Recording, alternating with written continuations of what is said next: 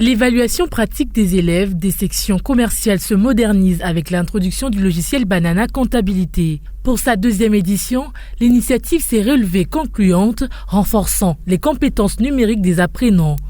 Dans le Haut-Katanga 1, l'inspecteur principal provincial revient sur les moments forts de cette évaluation numérique, désormais bien ancrée dans les pratiques pédagogiques locales. Je suis satisfait du fait que nos apprenants ont des compétences sur la comptabilité WADA.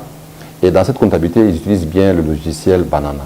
Nous sommes très heureux parce qu'il y a eu même une équipe qui est venue de Kinshasa, qui est venue se rendre compte si réellement l'évaluation de la situation d'éducation pratique se réfère pas en compte le logiciel Banana. Pour aller plus loin, Didier Kinanou Madidi, chef de bureau des filières commerciales à la direction des programmes scolaires, formule plusieurs recommandations pour optimiser l'usage du logiciel lors des prochaines éditions.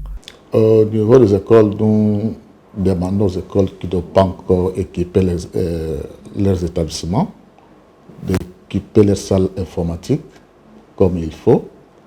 Et pour les parents, l'école peut disposer l'équipement informatique pour l'apprentissage à l'école, mais il serait aussi bon que quand l'enseignant donne l'apprentissage à la maison, que chaque enfant puisse au moins avoir son ordinateur.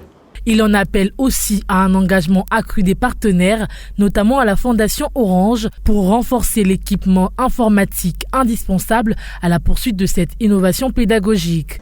Il y a des écoles qui ont encore besoin d'équipement en outils informatiques. Il faut au moins une subvention d'équipement en termes d'ordinateurs, en termes de panneaux solaires, en termes des imprimantes pour ces écoles-là. Nous voyons que la Fondation Orange équipe les écoles primaires en panneaux solaires, en matériel numérique. Nous sollicitons vraiment à la Fondation Orange si elle peut aussi songer aux écoles qui organisent les filières commerciales et gestion.